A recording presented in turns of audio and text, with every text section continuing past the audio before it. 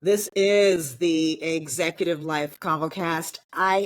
Morgan and I are having a ball in these conversations, real women leaders, discussing the ABCs of leadership. And today is a very important conversation because it's a skill, it's a thing that we do every single day, and it's called decision making. I'd like to jump right in by discussing a dictionary definition of decision making, and then we're going to talk to these women leaders about how they make decisions in their lives. So, the definition of decision making, it's a judgment, a conclusion, a resolution reached or given. It's a verdict. It's the act of making up one's mind. And as a female leader, we do this. As people, we do this every single day. So, Donna, I'm going to start with you. How do you define for yourself the concept of decision making? Yeah. So first, I have to realize that not making a decision is making a decision. So many times we think, well, I'll just put that off because I don't want to angst over what I'm going to do. And when we put off making a decision, we're making a decision. And so, number one, I decide I'm going to make my decision. And then I try to remove all decision or all emotion from my decision making and make it pragmatically and decide what my decisions are going to cost me, right? I remove the decisions and try to determine the ripple effects of my decisions. If I go right, what will that cost me ripple effect wise? What are the ripple effects of that decision if I go A or right? What will it cost me if I go to the left? What are all of the ripple effects if I go the opposite direction? And what is best for me if I'm going that direction or that direction? Really quantifying the decisions are important. Like, what is the weight of the decision and the answers on both sides? And if I quantify that, it helps me remove the emotion. I'm making it pragmatically. I'm making it intellectually and removing the emotion from the decisions. Interesting. Dr. Baker, how do you define decision making for yourself? When I think about decision making, I think about it, I guess, at different levels. So there's the day-to-day decisions that I have to make at work in my role. But then there are also these big life decisions I have to make. And so when I think about the times when I've had to make those sorts of decisions, my day-to-day decisions at work, I have to make them quickly often. And I think about some of the previous topics that we've had in these conversations, like confidence, right? I have to be confident, in my decision making in that moment because I have to do it so quickly. But when I think about the big life decisions, like career decisions, I think about how it's tied to our beliefs. So going back to some of the things that we've talked about. So if I have to make a career decision, I know for me, one of my core beliefs is around family, is around, what it looks like to, be a mom and that sort of thing. And so I've had to think about those decisions as how, in a way that it's tied to my core beliefs. So am I going to take this job, for example? Am I going to relocate my children? And I think going back to what Donna said, sort of like weighing the risks and the benefits, what is going to be the ripple effect? What really matters to me? Is it about making more money, or do I want to make sure that my children are in a safe space close to, like, those sorts of things? So yeah, when I think about decision making, there's those day-to-day decisions you make at work, the decisions you make at the grocery store, the decision not to make a decision, or those big life decisions that really impact those people around me. I have to really sort of take the time to think about what I really believe as I'm making those decisions in my life. Wow. Brunella, how do you define decision making? I like making decisions. I really do. I find that once a decision has been made, it gives me a sense of satisfaction that I've been able to get something off my plate, because once you make the decision, other things can begin to happen. So the way I define it is that I'm really using my learned experiences plus my instincts and intuition. So if I feel like what my brain does without even realizing is that it has captured everything that I've decided, been through in my life, and some decisions, like where Dr. Baker was talking about, very quick. Somebody tells me something right away, I know what that answer should be.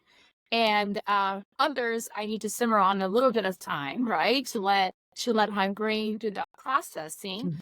But for me, is using those experiences, but also when we talk about our gut feeling about something, because it's trying to tell you something, using those skills to ultimately make a decision that I think it's a good one. Wow. Jametta, how do you define decision making for yourself?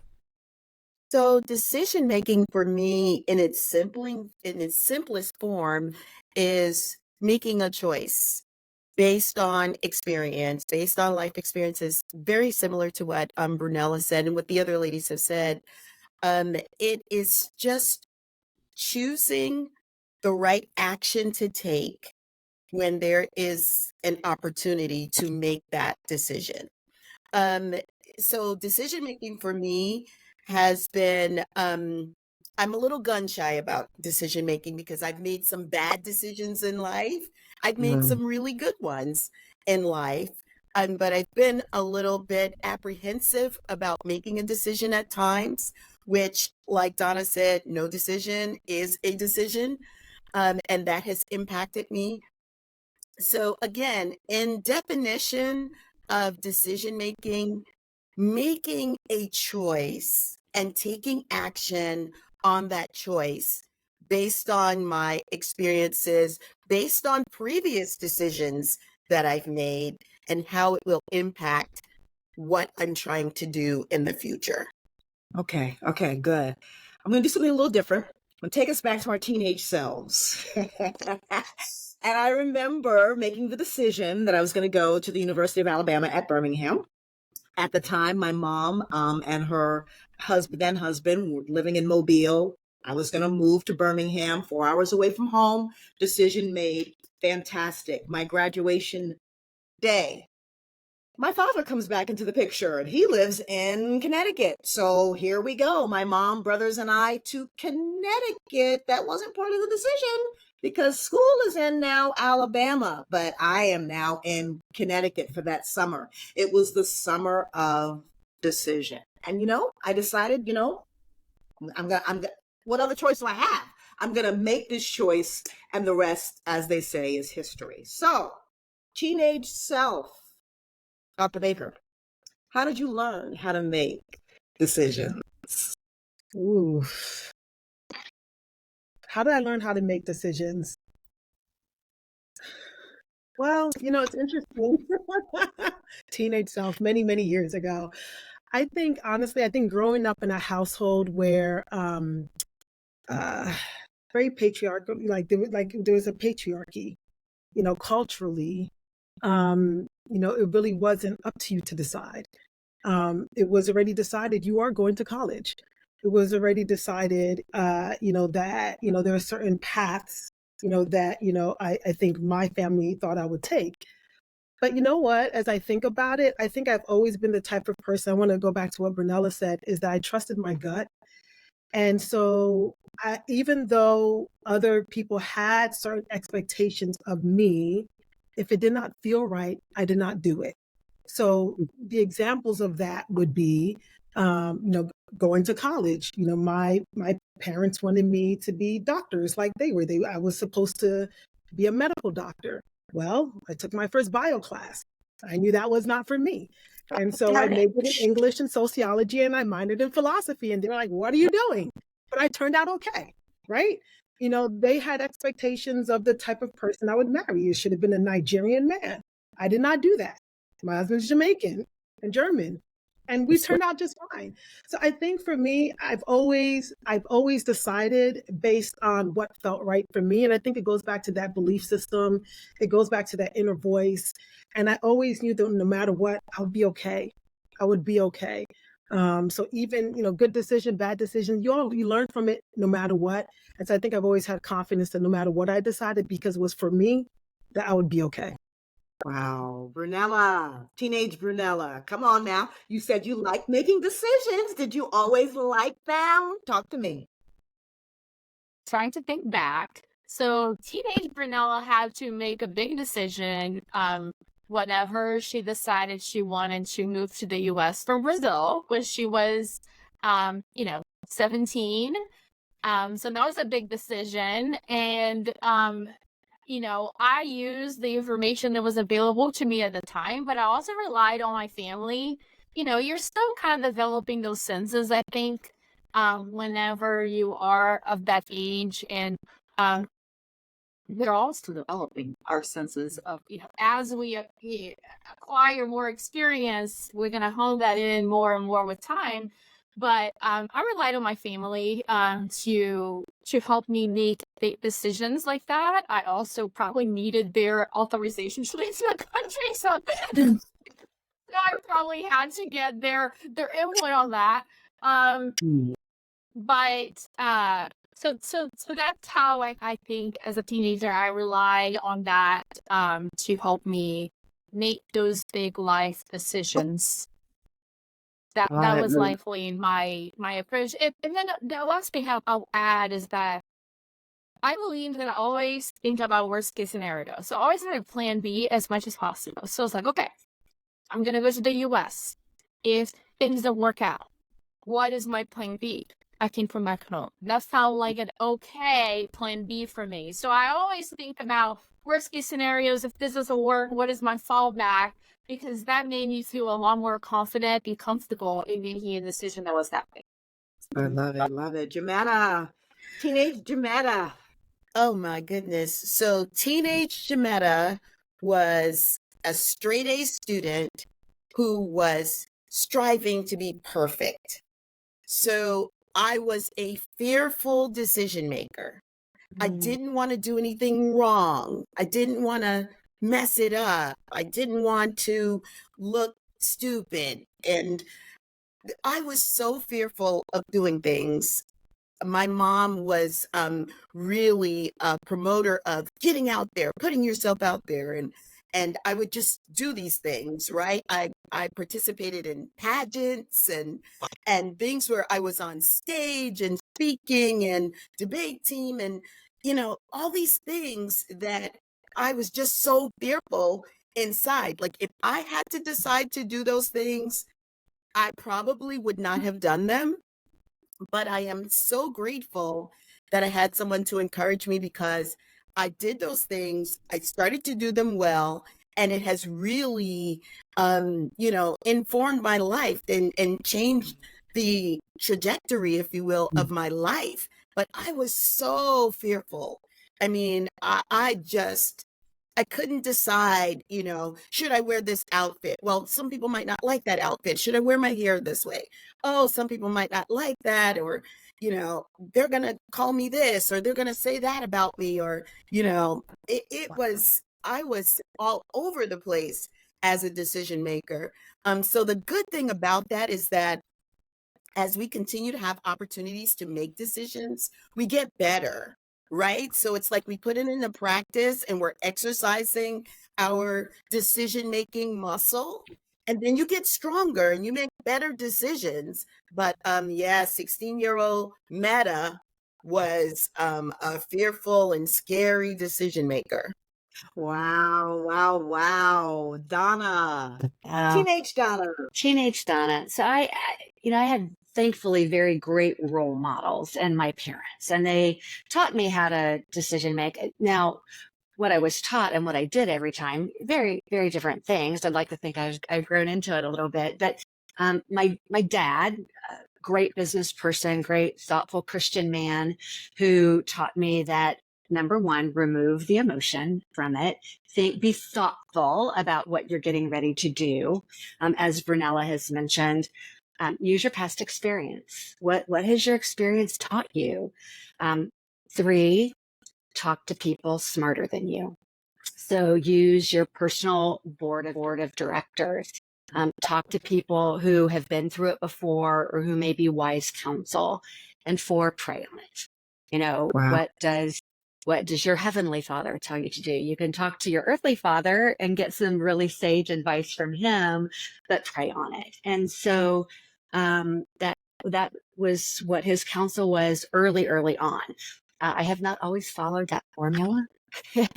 I've not always been wise and thoughtful and unemotional about my decisions, or, talk to counsel wiser than myself. And I've really made some stupid decisions in my life, but I'd like to think I'm getting better on it. But that he taught me that, and all of my sisters from very early ages. And I'm thankful for that. That's fantastic. Thank you guys for going down memory lane. Let's do a speed round. Life lessons learned by the topic of decision making. Brunella, give me one life lesson you have learned as a decision maker. You gotta give yourself a little grace if you make a wrong decision. You're not always going to make every decision correctly, and you're going to look back. But as long as you learn from it and you have that now as part of your bank of experiences to pull from, and you can learn from that, that is okay. But to not let us be deterred or then get paralyzed of making future decisions because one decision out of 10 decisions were not, that wasn't the right one. So that was that would be my thought. Jimena, life lesson. Yes. So my advice would be to never make a decision when you're at a high emotion. If you're hurt, if you're sad, if you're angry, if you're hungry, it could be the smallest thing that can cause you to make a really, really terrible decision. So emotionless, stick to the facts, take all the emotion, as much of the emotion as you can, take it out of it, and then wait. Take some time to just sleep on it. That is always the best thing. Don't make just this rush decision unless you are sure. But yeah, definitely take the emotion out, stick to the facts, give it some time. Donna, life lesson you learned. You're probably not ever going to have 100% of the information you need to make a decision. So you might want to assess by nature, how much information do you need to comfortably make a decision, and realize you may not have 100% of the information. So know what your needs are, and realize you're going to need to make a decision maybe sometimes before you're comfortably ready, and have a backup plan.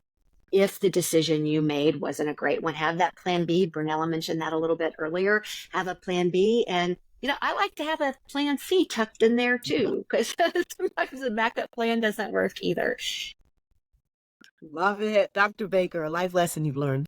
Yeah, I just want to echo what Brunella said. I was going to say the same thing. This idea of giving yourself grace in decision making. We have to remember that hindsight is always 2020. Of course, we could always look back and say, we could have, we should have, I would have. But just remember that in the moment, you're making the best decision you have based on the information you have and based on who you are in that moment. And we're ever evolving, right? Everything always changes. And so just to give yourself grace and knowing that you're doing the best with what you've got in that moment. And at the end of the day, it'll turn out all right. Like, look at all of us here, right? We've mentioned a number of times, we've made some bad decisions. We've done this, but we're here, we're thriving, we're smiling, we're okay. So just to give yourself grace in that decision-making process.